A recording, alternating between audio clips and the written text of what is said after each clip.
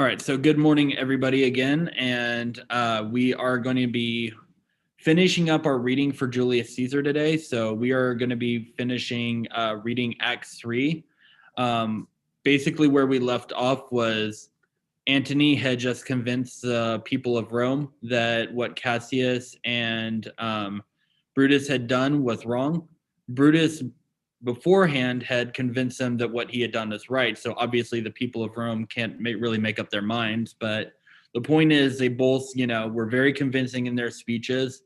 Even if Brutus had gone second, maybe he would have won the people over from Antony. Who knows, Maybe the Roman people are just interested in whatever the most recent thing was, it's like, oh, Pompey's great. No, Pompey sucks. Now Caesar's great. Oh, Caesar sucks. Now Brutus is great. Oh, no, Antony's great. Caesar's great. But Brutus and Cassius, they're the most treacherous villains ever. So obviously they can't really make up their mind like who's good and who's not, unless somebody's basically telling. That could have been like Shakespeare's commentary as far as like maybe because remember he was in a monarchy and he was friends with the Queen of England. He did performances for her, so maybe he was like saying, hey, people like the people of England, you need to trust your king because you guys aren't smart enough to make up your own mind. But at the same time, he does take jabs at people who are in charge as maybe not being as great or godly as they made themselves seem to be back then. But anyways, so that's where we left off. So now, again, we are going to be starting a civil war. We are going to be watching Acts 3 today. So whenever we watch the video, that means that there is going to be a discussion assignment. So the discussion assignment, again, you cannot make up. Again, if people are having a conversation and then they stop and then you start talking like a day later, then you're just talking to yourself and you have a little bit of a delayed reaction there. So you want to make sure that you are responding. So after the movie, you guys will have time to work on that. And then you're going to be finishing the dialectical journal. And when I say finishing it, I mean, we're done. So, obviously celebration is in order for that. So we need to make sure that it's completely done. There's literally going to be one page that you guys do today. I'm still going to put you in your breakout rooms because maybe you can help other people who were like not 100% finished or just needed a little bit more. So we're just going to make sure that that gets done. So again, your discussion questions and all of everything else. And just FYI, again, grades will be transferring if you are VL. So obviously you want to make sure that you end on a good note. I am going to be trying to do a ton of grading because the final sync from Canvas to Power School for the people who are transferring to VL is going to be on Sunday night. So I'm going to try to get everything 100% caught up this weekend. So be on the lookout for that. Hopefully grades will be going up as long as you've turned in work that was missing. And those of you who still are working on your Cassius and Decius brief-writes, just remember, we will be writing a full-on essay when we get back from spring break. And we are going to be prepping a little bit for it next week, but we won't start it till after. So this weekend, next week, and then probably spring break too, frankly, are going to be good opportunities for you to finish any missing assignment. And also to just make sure, I know that this should go without saying, but I always feel like I have to give this disclaimer that make sure that you are doing your own work. I mean, I know that seems like a given at this point, and I know like it's, easy to go to like eNotes and stuff like that, or like Schmoop or whatever, any of those like summary websites.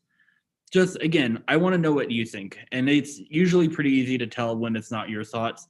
And I do value your opinions. Again, even if you're wrong, I want to know why you thought the way you did, at least, So again, and when I say wrong, I mean, there's a lot of these don't have right or wrong answers, but I mean, sometimes some of you tend to like write about completely different things of what I asked for. That's okay. So just, let's make sure that we are staying on track with that.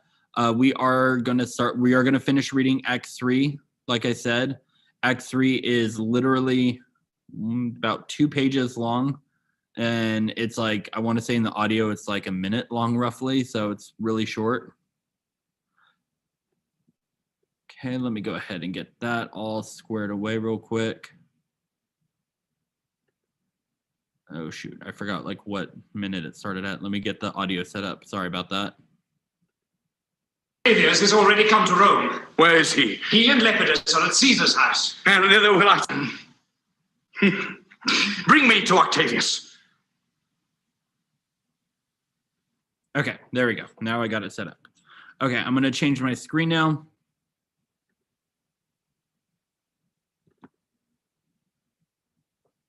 All right, there we go.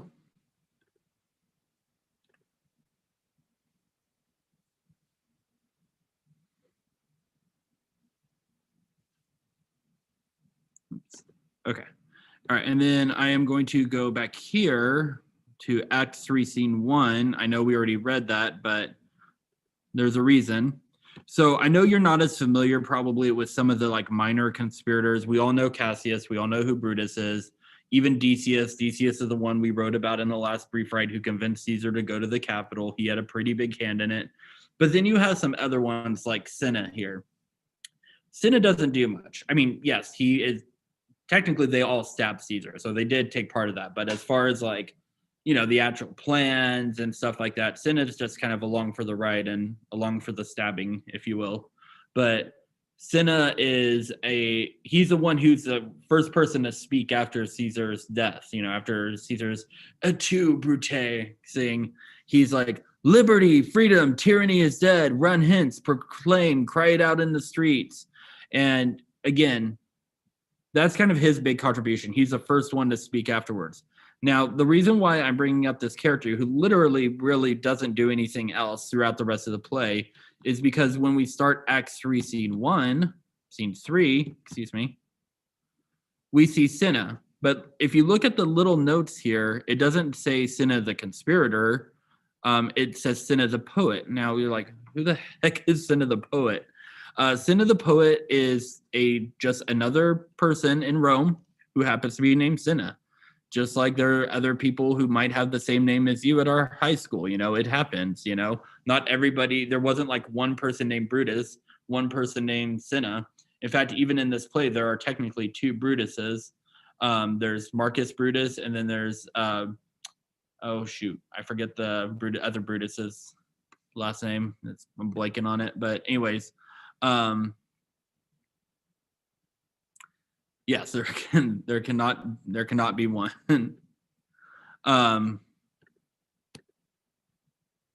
I'm not exactly sure, Anthony. No, but anyways. Okay, here we go. So Cinna the poet enters, and obviously the people of Rome are rioting. They're like going crazy. They're like burning stuff. Again, they were gonna burn Caesar's body, not because they were mad, but that's actually the like noble, honorable thing to do. They're actually honoring his body by burning it at what you would call a pyre, which is like where you like make this big like bonfire, but like it's like really nicely made bonfire. And they were gonna burn his body. Then they were gonna take the like logs that were on fire, and then they were gonna burn the conspirator's house down using the same fire that burned Caesar's body. Again, just kind of like as a added like, you know, screw you kind of thing to the conspirators. It's like, okay, you kill Caesar, now we burn your house down with his fire, essentially. That's disturbing that you equate it to a barbecue, but I mean, I guess if you were desperate. But anyways, let's move on. Okay, so all right, Cinna the poet enters. Let's see what happens to good old Cinna the poet.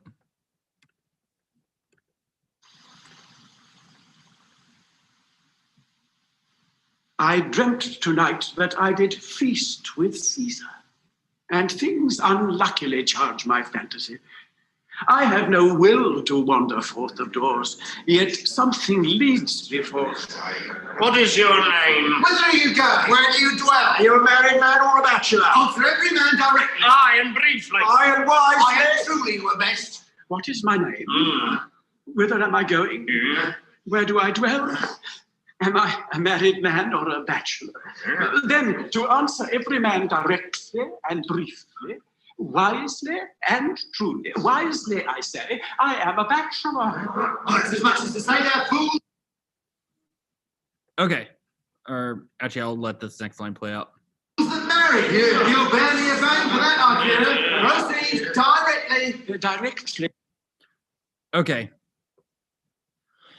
So first, again, he's basically Cinna's walking the streets, and he talks about, I dreamt tonight that I feasted with Caesar, and things unluckily charged my fantasy. I have no will to wander forth of doors, yet something leads me forth. So basically he's saying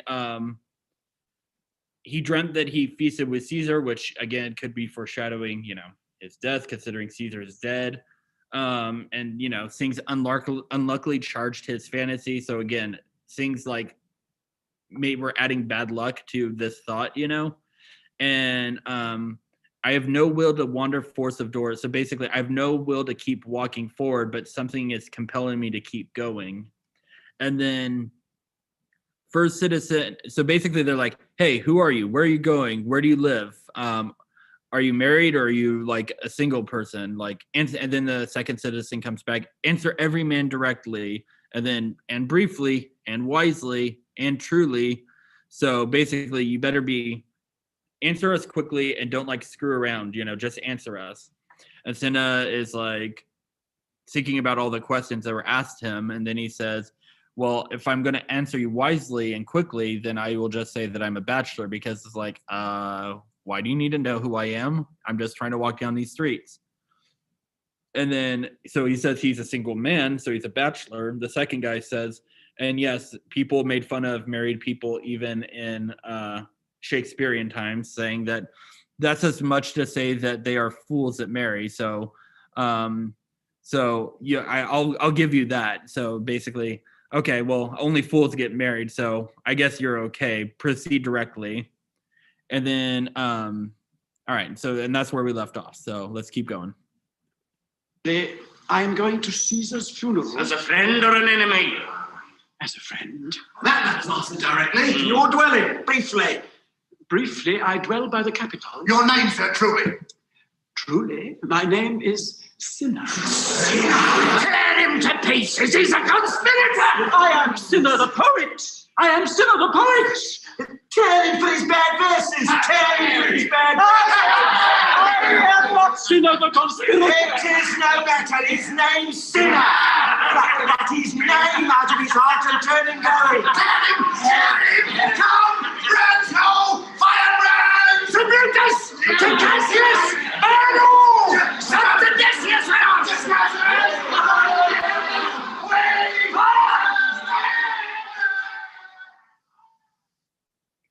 Okay, so poor Cinna the poet. He was just trying to walk down the street, and just because he was named Cinna, they killed him for it. So he's trying to tell him, it's I'm Cinna the poet, not Cinna the conspirator. And one of them, the fourth citizen, jokes saying, tear him for his bad verses. So for his kill him for his bad poetry then, if he, if nothing else. And then Cinna's I'm not Cinna the conspirator. And the fourth citizen, it doesn't matter. Your name's Cinna, so we're going to pluck that name out of your heart and basically tear you to pieces, essentially. And then now they're killing him, and then now they're on their way to burn down the conspirator's home. So that's basically all that was. And it's just, it's kind of like dark humor. It's like a dark comedy almost. This scene, yes, somebody is dying. Yes, it's not funny when somebody dies, but I mean, we can all admit that there are have been shows or movies that have moments like that are kind of funny when something bad happens to somebody, because it's not real and we know it's not real. And so, Shakespeare was just adding a little levity to his play, granted in a dark way. I mean, it's not like slapstick, if you know what that means. Slapstick is where people fall and get hurt and stuff like that. But anyways, so lots of stuff happening in the chat. Hold on. Yes, he said he dreamt of eating with Caesar. Like I said, that could have just been foreshadowing. Caesar's dead. If he dreamt that, maybe he's dreaming of eating with him in the afterlife or something like that. Exactly, yeah.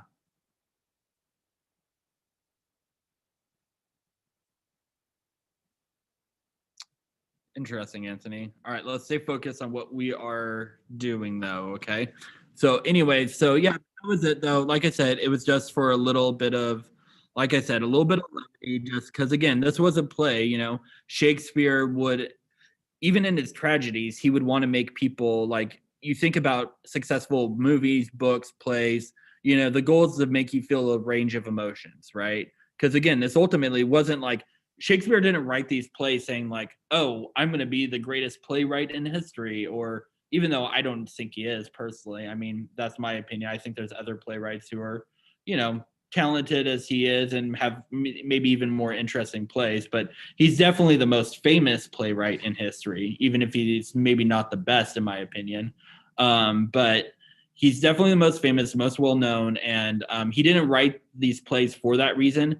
He did this for a living. He did it to make money. He was an entertainer, you know? So he wants people to feel a wider range of emotion. So maybe he feels in one scene you feel sad, maybe you feel angry. In this case, you're laughing, you know? He wants them to like laugh, cry, you know? He wants them to feel all of those things. So it's like when you see like the symbol for drama, those like two masks, one was like the mask laughing and the other like and smiling, and the other one like with the crying kind of face.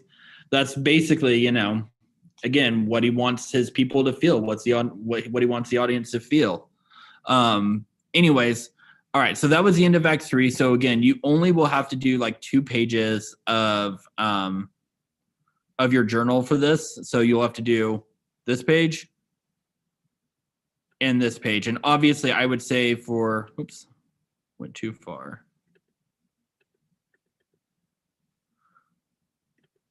So I would say probably Cinna's comment about the dream would be your first quote, and then your second quote. It could be like something one of the citizens said about like how, you know, it doesn't matter, or again, it could be just 1 or 2 things that you need to say, and then we'll be done with the journal. And I know most of you are probably pretty happy about that, which, you know, I get, you know, the journal's just to make sure that we're reading and that we're getting some good quotes that we can use in our writing. So, all right. So I'm going to be going ahead and changing the screen one more time. Actually, I'm going to go back to that one.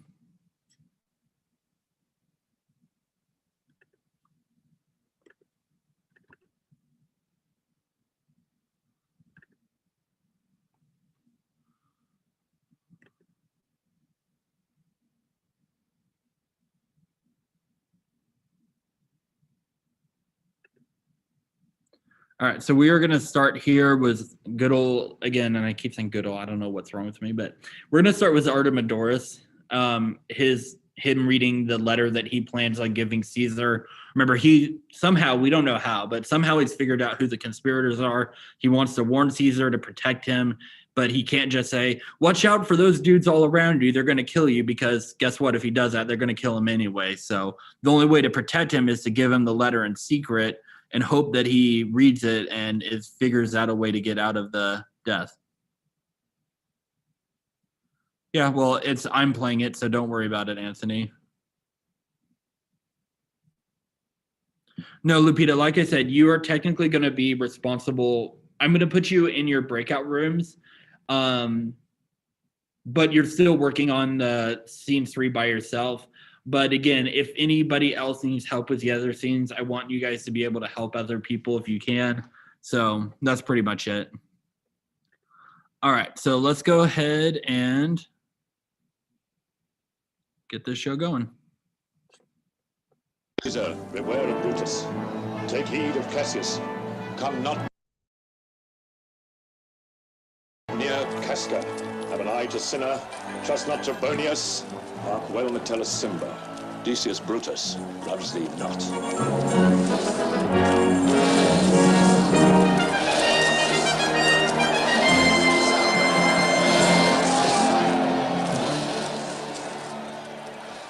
The Ides of March are come. Aye, Caesar, but not gone.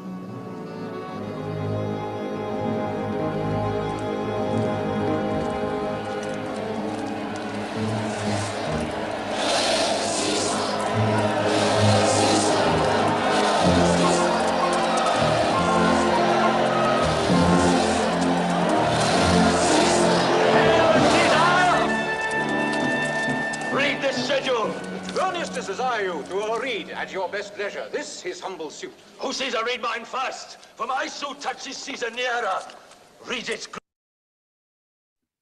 So again, Artemidorus is that kind of like crazy looking dude who just gave him that list. And if Caesar had even glanced at it, I mean, again, it's obviously this is the director's choice, but notice that he again is like, he has Antony is holding the letter that could potentially save Caesar. Caesar is not even glancing at it because it's like, if he saw it, it's like, oh, look, why are all these names of these people who I trust on this paper, you know? But he doesn't even give it a second thought. Great Caesar! What touches us ourselves shall be last served. Delay not, Caesar. Read it instantly. What, is the fellow mad? But urge you your petitions in the street. Come to the Capitol.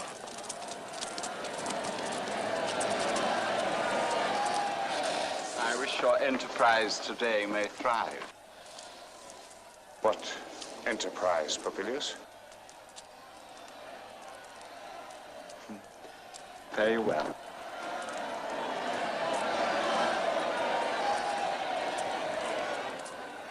What said Popilius, Lena? We wish today our enterprise might thrive. I fear our purpose is discovered. Look how he makes to Caesar, mark him. Casca be certain, for we fear prevention. Brutus, what shall be done? If this be known, Cassius or Caesar never shall turn back, for I will slay myself. Cassius, be constant. Popilius, Lena speaks not of our purposes, for look, he smiles, and Caesar doth not change.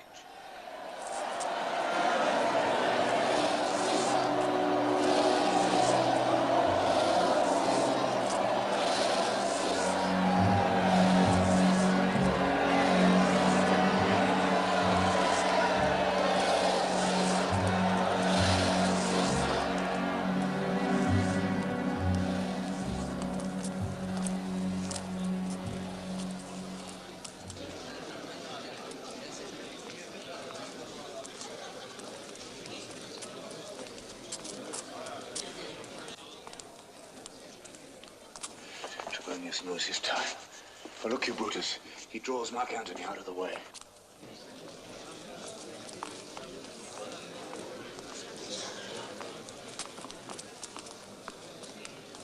Where is Metellus Simba? Let him go and presently prefer his suit to Caesar. He is addressed. Press near and second him. Casca, you were the first that raised your hand.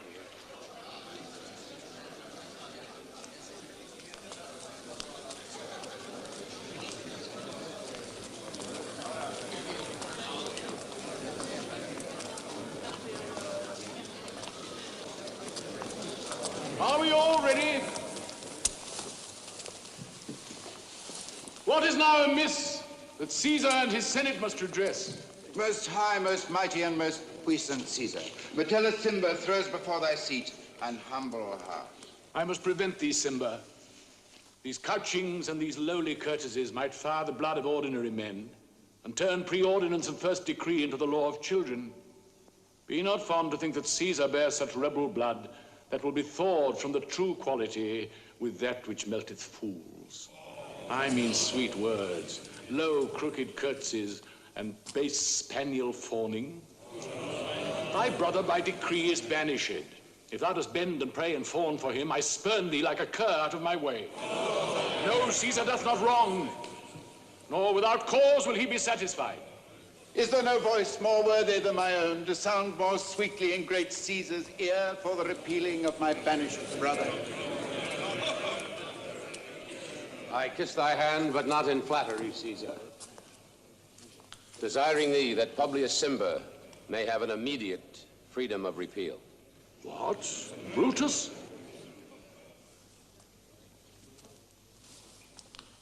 Pardon, Caesar, Caesar, pardon.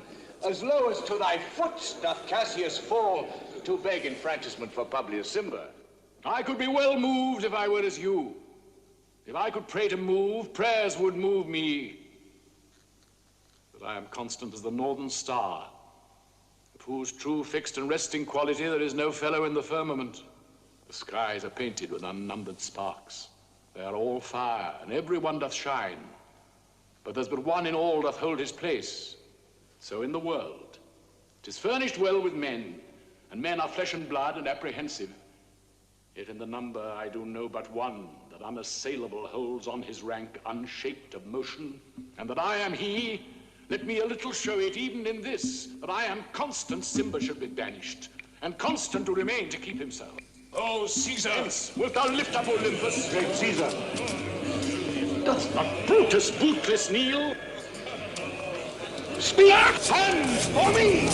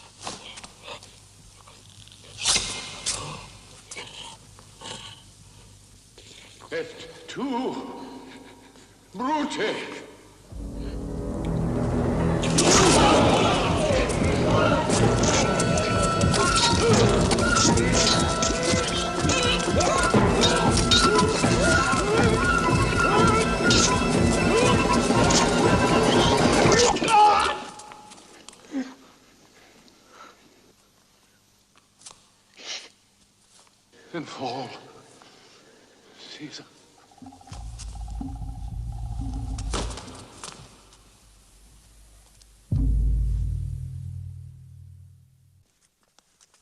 Liberty! Freedom! Tyranny is dead! Run hence! Proclaim! Cry it about the streets! Some to the common pulpits and cry out, liberty, freedom, and enfranchisement! People and senators, be not affrighted! Fight out! Stand still! Ambition's debt is paid. Go to the pulpit, Brutus, and Cassius too. Stand fast together, lest some friend of Caesar's... Not out of standing! Publius, good cheer.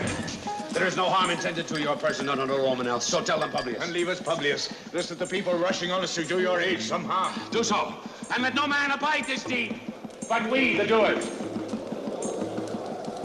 Where is Antony? Fled to his house amazed. Men, wives, and children stare, cry out, and run as it were doomsday.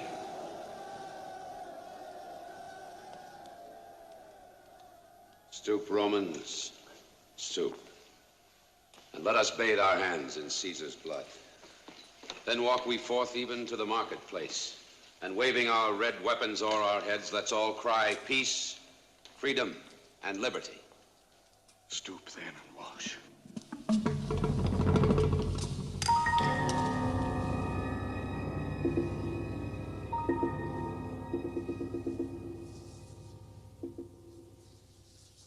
How many ages hence shall this our lofty scene be acted o'er? States unborn and accents yet unknown. How many times shall Caesar bleed in sport, but now on Pompey's basis lies along no worthier than the dust? So oft as that shall be, so often shall the not of us be called the men who gave their country liberty. Well, shall we forth? Aye, every man away. Brutus shall lead, and we will grace his heels with the most boldest and best hearts of Rome. Soft. Who comes here?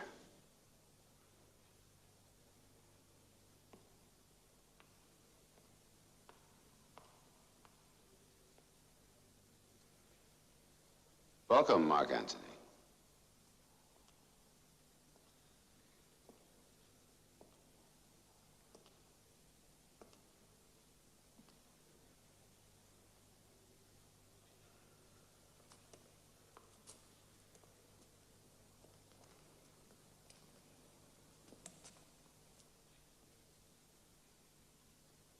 Almighty Caesar, dost thou lie so low? Are all thy conquests, glories, triumphs, spoils, shrunk to this little measure. Fare thee well.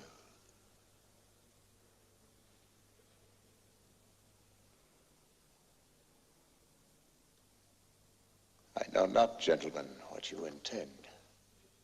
Who else must be let blood? Who else is rank? If I myself, there is no hour so fit as Caesar's death hour, nor no instrument of half that worth as those your swords, made rich with the most noble blood of all this world. I do beseech ye, if you bear me hard, now, whilst your purpled hands do reek and smoke, fulfill your pleasure. Live 1,000 years, I shall not find myself so apt to die. No place will please me so, no mean of death is here by Caesar and by you cut off, the choice and master spirits of the age. Go, Antony. Beg not your death of us, though now we must appear bloody and cruel, as by our hands, and this our present act you see we do. Yet see you but our hands, and this the bleeding business they have done. Our hearts you see not. They are pitiful. For your part, to you our swords have leaden points, Mark Antony. Your voice shall be as strong as any man's in the disposing of new dignities. Only be patient till we have appeased the multitude beside themselves with fear, and then we will deliver you the cause why I, that did love Caesar when I struck him, have thus proceeded. I doubt not of your wisdom. Let each man render me his bloody hand.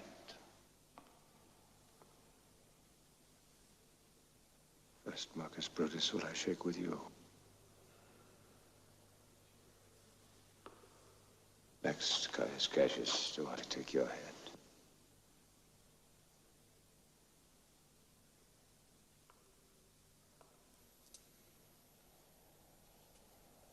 Caesar, if thy spirit look upon us now, shall it not grieve thee dearer than thy death to see thy Antony making his peace, shaking the bloody fingers of thy foes, most noble in the presence of thy corpse? Mark Antony. Pardon me, Caius Cassius. Will you be pricked in number of our friends? Or shall we honor not depend on you? Friends am I with you all, and love you all. Upon this hope that you shall give me reasons why and wherein Caesar was dangerous. Or else this were a savage spectacle. Our reasons are so full of good regard that were you, Antony, the son of Caesar, you should be satisfied. That's all I seek. And am moreover suitor that I may produce his body in the marketplace. And in the pulpit, as becomes a friend, speak in the order of his funeral. You shall, Mark Antony. Brutus, a word. No, what you do. Do not consent that Antony speak in his funeral. Know you not how much the people may be moved by that which he will utter? By your pardon, I will myself into the pulpit first, and show the reason of our Caesar's death. What Antony shall speak, I will protest he does by leave and by permission.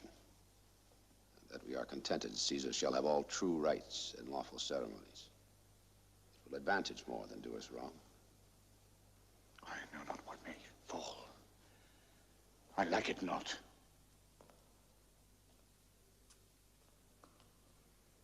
Mark Antony, here, take you Caesar's body. You shall not in your funeral speech blame us, but speak all good you can devise of Caesar and say you do it by our permission. Else shall you not have any hand at all about his funeral. And you shall speak in the same pulpit whereto I am going after my speech is ended. Be it so. I do desire no more. Prepare the body then, and follow us.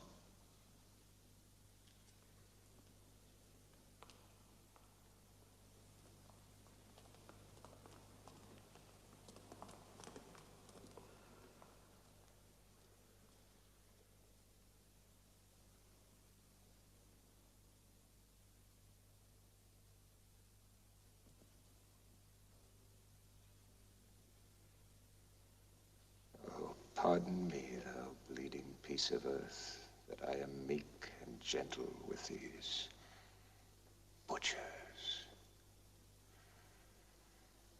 Thou art the ruin of the noblest man that ever lived in the tide of times.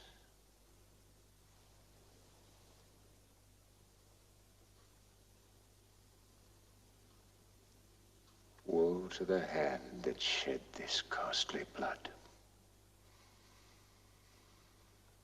Over thy wounds now do I prophesy. A curse shall light upon the limbs of men. Domestic fury and fierce civil strife shall cumber all the parts of Italy. Blood and destruction shall be so in use, and dreadful objects so familiar that mothers shall but smile when they behold their infants quartered with the hand of war. Caesar's spirit ranging for revenge with Ate by his side, come hot from hell, shall in these confines with a monarch's voice cry havoc.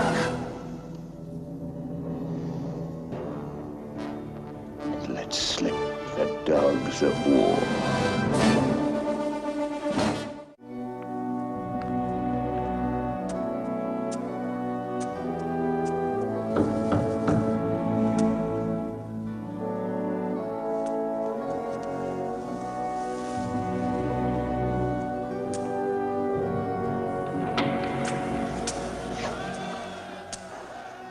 Sir, Octavius Caesar, do you know? I do, Mark Antony. Caesar did write for him to come to Rome.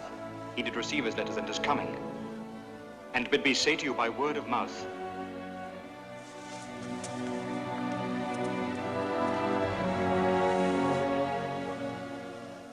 O Caesar. Passion, I see, is catching. Is your master coming? He lies this night within 7 leagues of Rome. Here's a morning Rome, a dangerous Rome. No Rome of safety for Octavius yet. Ride hence and tell him so. Yet stay a while, till I've borne this corpse into the marketplace. And tried there how the people take the cruel issue of these bloody men. They will be satisfied! And follow me! And give me audience, friends! Cassius, go you into the other street and part the numbers. Those that will hear me speak, let them stay here. And public reasons shall be rendered of Caesar's death.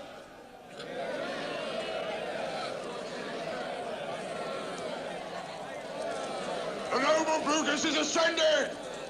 Silence!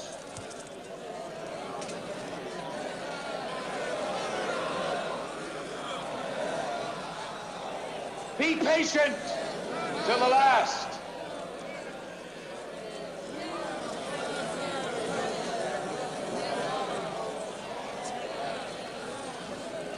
Romans, countrymen, and lovers,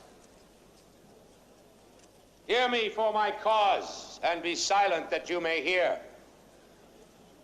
Believe me for mine honor, and have respect for mine honor that you may believe. Censure me in your wisdom, and awake your senses that you may the better judge. If there be any in this assembly, any dear friend of Caesar, to him I say that Brutus' love to Caesar was no less than his. If then that friend demand why Brutus rose against Caesar, this is my answer. Not that I loved Caesar less, but that I loved Rome more. Had you rather Caesar were living and die all slaves?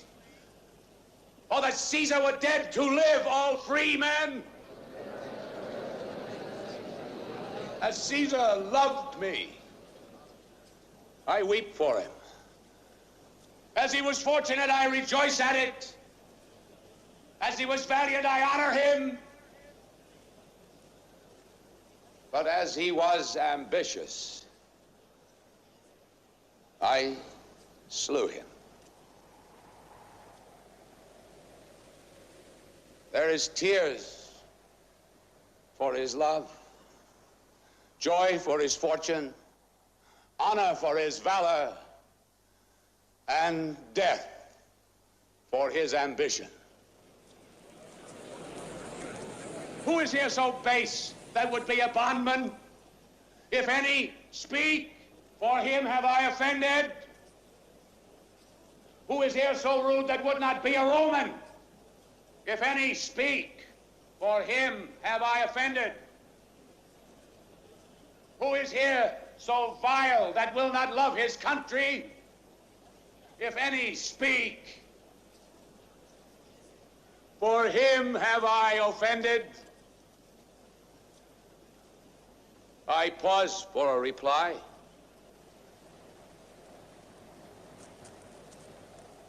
None, Brutus! None!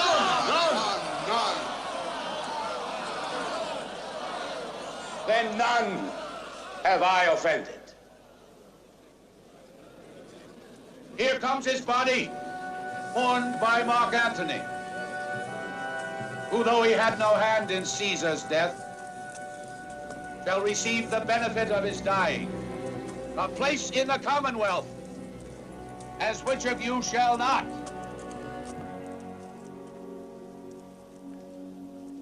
With this I depart, that as I slew my best lover for the good of Rome, I have the same dagger for myself, when it shall please my country to need my death.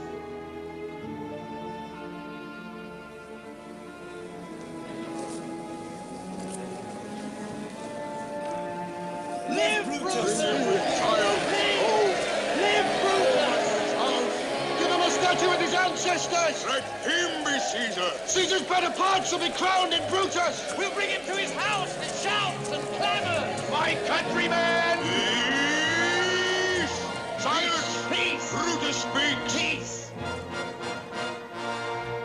Good countrymen, let me depart alone. And for my sake, stay here with Antony. Do grace to Caesar's corpse, and grace his speech tending to Caesar's glories, which Antony, by our permission, is allowed to make. I do entreat you, not a man depart, save I alone, till Antony have spoke. Stay home! We'll hear Mark Antony! We'll hear him! Noble Antony! Go up! For Brutus' sake, I am beholden to you. What does he say of Brutus?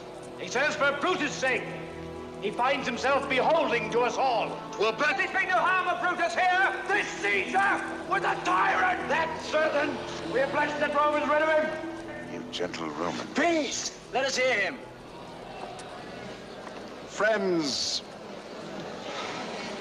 Romans, countrymen, lend me your ears. I come to bury Caesar, not to praise him. The evil that men do lives after them. The good is often interred with their bones. So let it be with Caesar.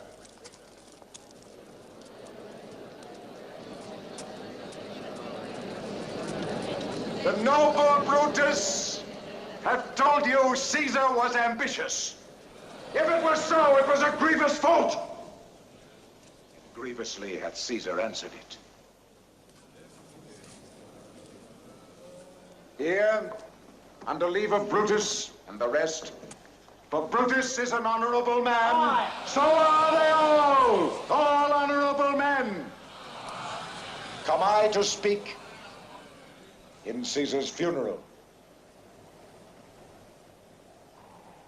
He was my friend, faithful and just to me. But Brutus says he was ambitious. And Brutus is an honorable man.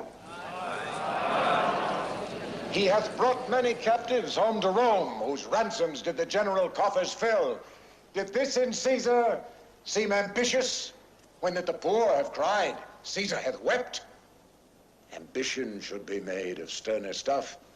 Yet Brutus says he was ambitious, and Brutus is an honorable man. You all did see that on the Lupercal I thrice presented him a kingly crown which he did thrice refuse. Was this Ambition? Yet Brutus says he was ambitious. And sure, he is an honorable man. I speak not to disprove what Brutus spoke, but here I am to speak what I do know. You all did love him once, not without cause. What cause withholds you then to mourn for him? Judgment, thou art fled to brutish beasts, and men have lost their reason.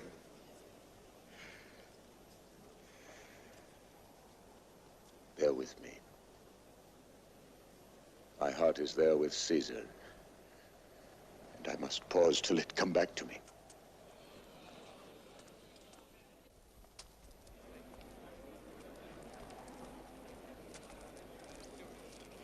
Methinks there is much reason in his sayings. If thou consider rightly of the matter, Caesar has had a great wrong.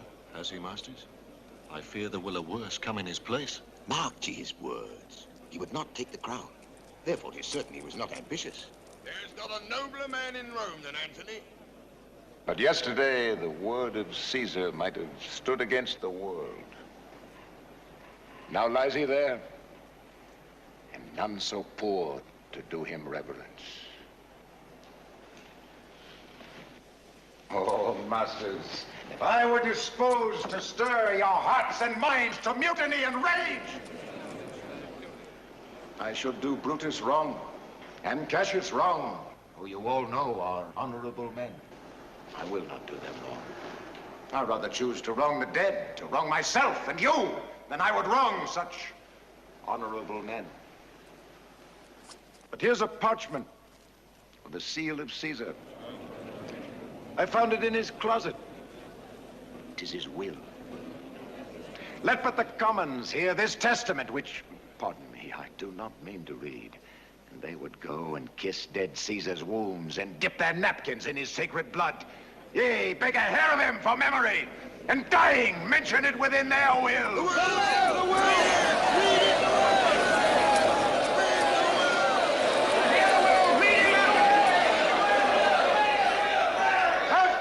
Gentle friends, I must not read it. It is not meet you know how Caesar loved you. You are not wood, you are not stones, but men. And being men, hearing the will of Caesar, it will inflame you, it will make you mad. 'Tis good you know not that you are his heirs. For if you should, oh, what would come of it? No, patience! Will you stay a while? I have outshot myself to tell you of it. I fear I wrong the honorable men whose daggers have stabbed Caesar. I do fear it. They were traitors.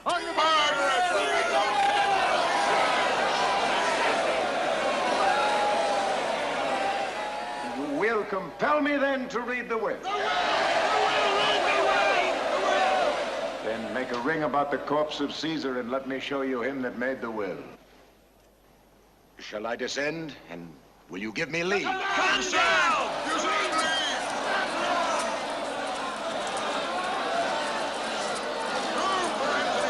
So important. Stand far off.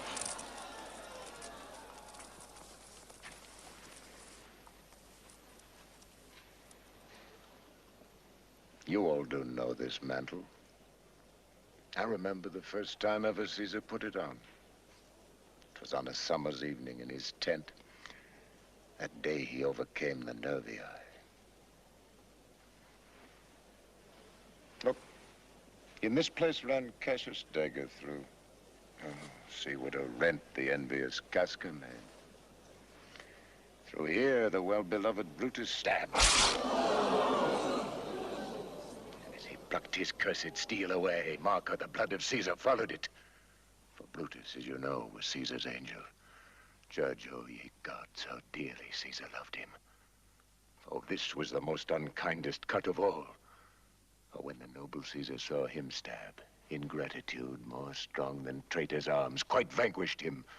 Then burst his mighty heart, and in his mantle muffling up his face, even at the base of Pompey's statue, which all the while ran blood, great Caesar fell.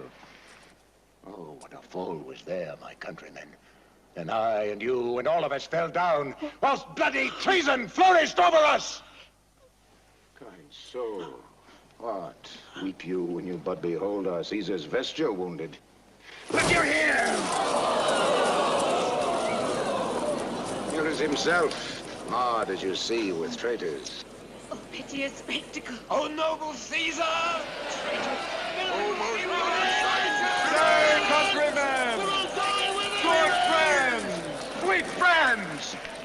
Let me not stir you up to such a sudden flood of mutiny. They that have done this deed are honorable. What private griefs they have, alas, I know not that made them do it. They are wise and honorable and will no doubt with reasons answer you. I come not, friends, to steal away your hearts. I am no orator, as Brutus is, but as you know me all, a plain, blunt man that love my friend, and that they know full well that gave me public leave to speak of him. For I have neither wit, nor words, nor power of speech to stir men's blood. I only speak right on. I tell you that which you yourselves do know. Show you sweet Caesar's wounds, poor, dumb mouths, and bid them speak for me. But were I Brutus and Brutus Antony, were an Antony would ruffle up your spirits and put a tongue in every wound of Caesar's that should move the stones of Rome to rise and mutiny! Yet hear me, countrymen! Yet hear me speak! Why, friends, you go to do you know not what. Wherein hath Caesar thus deserved your love? Alas, you know not. I must tell you then. You have forgot the will I told you of. Here is the will. And under Caesar's seal, to every Roman citizen he gives, to every several man, 75 drachmas. Moreover, he hath left you all his walks, his private arbors and new planted orchards on this side Tiber. He hath left them you and to your heirs forever, common pleasures to walk abroad and recreate yourselves. Here was a Caesar, when comes such another? Come away! Burn his body in the holy place, and with a brand fire the traitors' houses!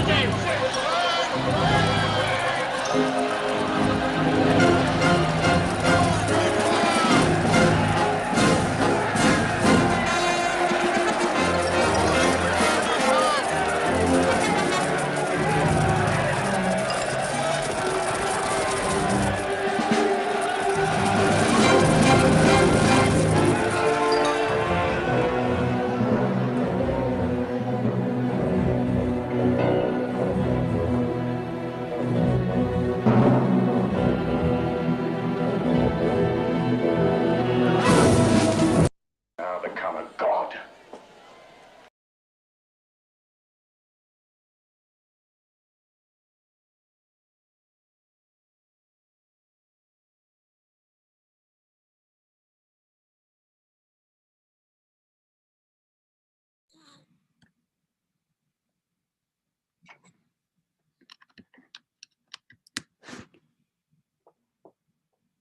Okay, sorry about that. So that was the end of Act 3.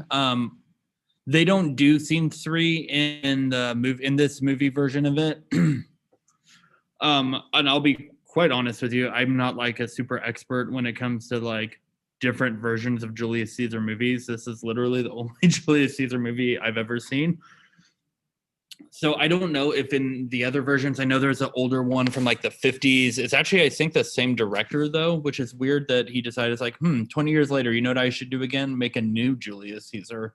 Apparently he was really into Julius Caesar, but anyways, I'm not sure like in the other ones, if they show Cinna, maybe it was too dark. I think that they would show it now just because I think, dark humor is a little bit more accepted that it is now than it was like 50 years ago. But I know I enjoy it, but that's because I'm a cynical and disturbing person in a lot of ways, but that's okay. So how's everybody doing? Everybody good on is there anything that I could clear up for you when it comes to the plot of the play so far? Because again, we're not going to read Acts 4 or 5. They're not as, I don't want to say that they're not as important, but they're not as important, honestly. They're also, they don't really, there's not a whole lot of like rhetoric, which is, again, one of the main reasons that we're reading Julius Caesar is because the rhetorical strategies in it are really good, and there's like a big variety of them. But I want to make sure that everybody like kind of understands what's happening in the play, at least plot wise, so that they get it. Oh yeah, he wasn't just gaining their trust. Somebody asked if Antony was gaining their trust at the end. I was going to say that he's not just gaining their trust, he's completely flipped it. Because again, the Roman people are the most, like I said, I would consider them like fair weather fans. Again, if you don't know what that term means, it's basically a fair weather fan is like, oh, the Patriots are really good, so I'm going to like the Patriots now. And after, they've won like 12, Super Bowls. I know it's not 12. I know it's only 6, but still, it just feels like 12. But I'm going to be a Patriots fan because I like the team that wins. And then Brady leaves, and they're like, oh, well, I never really liked the Patriots. I always just liked Tom Brady, so now I like the Bucs. That's what a fair weather fan is. They're the ones who like, they don't say like through the hard times, or like, they basically, it's like, oh, well, I'm just going to go with this person because he seems successful. And that's kind of how the Romans are. They're like, the Romans are like Patriot / Brady fans almost, if that helps. But because again, at first they love Pompey, then they hate Pompey and they love Caesar, then they hate Caesar, love Brutus, then they love Caesar and Antony, and then they hate Brutus. So again, Shakespeare never did a play for Augustus Caesar. He's done lots of other plays regarding famous like historical fictions. So like King Henry is one of them, Henry V. He's done some. I'm not as familiar with, like, I've read obviously the ones that we all read in high school. So obviously I've read Romeo and Juliet. I've read Shakespeare. But then I've also read a bunch of other ones for, like, I actually took a Shakespeare class as an English major. It's one of those things that you have to take is either Shakespeare or Chaucer. And so like I've read one Shakespeare play that I wish we could read and watch the movie of. Is called Titus Andronicus. And it sounds like a weird name, Titus Andronicus, but it is crazy. It is way too, honestly, like I could never get away with reading it in high school or showing the movie version of it. It is dark. It is like super dark, and it's not like, well, I mean, I guess not so much funny, but it is, because there's some really like dark, serious like topics in it. But yeah, lots of deaths, lots of really like disturbing moments in it. What else have I read of Shakespeare that would be? Oh, one of my favorite plays is called The Merchant of Venice. And that one's interesting because to me, it's interesting from like in our timeline because it's considered a comedy. But again, to me, it's kind of just screwed up because it's very anti-Semitic. If you know what that means, it means anti-Jewish.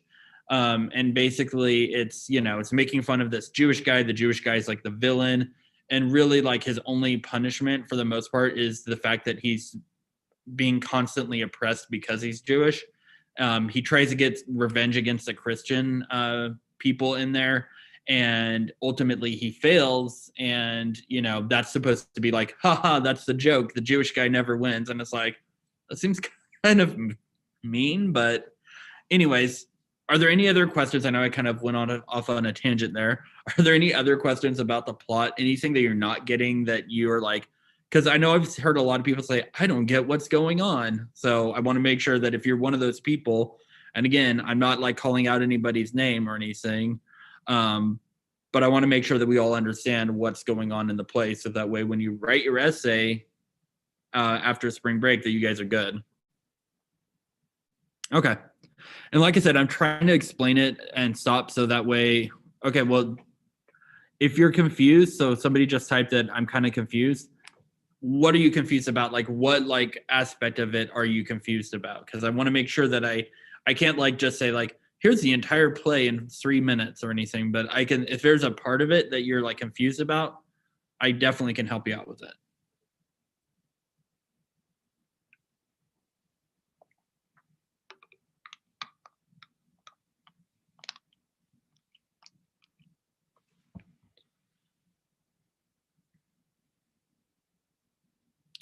The person the one who goes, "Speak hands for me," and then stabs Caesar like in the shoulder in the movie. Again, it's the same person who stabs first in the play too. It's Casca. Casca was the one who's like not super bright. He's the one who Cassius asks to go to dinner with him at the beginning. He's like, "Casca, will you sup with me?" And he's like, "Aye, if your food be worth the eating," that guy. Oh, well, Jess, we haven't done the story after the speech. I mean, the only thing that we've seen so far after the speech is Cinna, the poet, getting killed by the angry mob. That's all we've seen. So we're going to see what happens in the movie. Like I said, we're probably not going to watch the rest of it. I would say till after break, because next week is going to be a weird adjustment period for everyone. So I wanted to make sure that we can kind of get our sea legs, as it were, next week before we start on an essay. I felt like that would be kind of like cruel and unusual punishment on my part if I were to give you an essay. It's like, welcome back, suckers, now write. So anything else that I can help out with?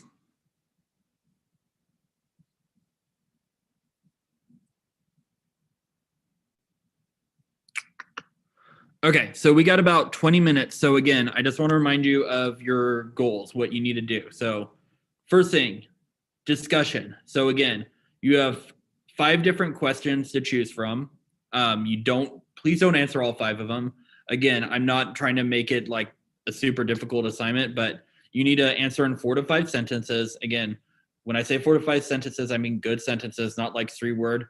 He was mad. He did not like it, something like that. So make sure that you're giving me 4 to 5 good sentences that answer the question. Again, I could be really mean and be like my grad school program where our discussions, we have to write 150 to 350 words or something. So basically we have to half page to 1 page for each response that we do. And I have to do 4 of those a week. So just be happy that I'm only asking for 4 to 5 sentences and not for an entire page. But anyways, so answer one of those questions. Then you need to respond to 2 people. And when you respond to them, they need to be people who did not answer the same question. So you're really going to be interacting with 3 out of the 5 questions when you do the discussion. So just make sure that, again, the first one, the one you do, the initial reply is 4 to 5 sentences. You'll need to refresh it in order to see other people's responses, but you only need to do a couple of sentences in your reply to people. So it shouldn't take you that long. It should really only take you probably about like 15 minutes to do or something. And then for Act 3, Scene 3 for the journal, again, it's literally just 1 or 2 entries. That's it. And then we're done with the journal. And then, again, you could use it to collect quotes or anything. And yes, unfortunately, if you are a VL, if you're one of those VL people, unfortunately, this is going to be the last day that I have you. And like I said, it really bums me out that I'm not going to have everybody, next week. I don't get to see everybody who I've spent like the majority of the year with. It really sucks because I was really looking forward to meeting some of you. But I totally understand and respect why you are not coming back to school. I get it, believe me. I mean, Jess, really, the last day to turn in work is whenever you get it in. I don't have any deadlines other than like the end of the semester. So you could really turn in anything at any point. Just know that you are going to lose a percentage for however long you have it. And the only assignment you can't turn in late are discussions because, again, I don't want you talking to yourselves because that would worry me. And yes, Natalie, we have 20 minutes, so I am going to put you in your groups. So if you could go ahead and change your names. Again, not change your names. I'm very happy with the names you all have, but just put a number before your name, 1, 2, or 3. I appreciate it. Thanks, Josh. Yeah, I mean, like I said, you can decide how you're going to do it. But yeah, like I said, it's only 1 or 2 entries. It should take you probably 5 minutes to do that. I would say in total, the amount of work I'm giving you guys to do is probably about 20 minutes if you just sit down and do it. And even then, to me, that's a long time. I really think that you can get it done in probably 10 minutes if you did Oh, crap. My bad. I forgot to make it to where you guys could change your names.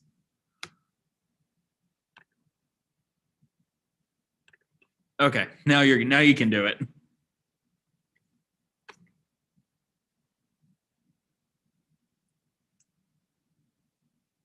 I think I'm 2. Julian, I had a really hard time understanding you. Could you either repeat that or type it in the chat, please?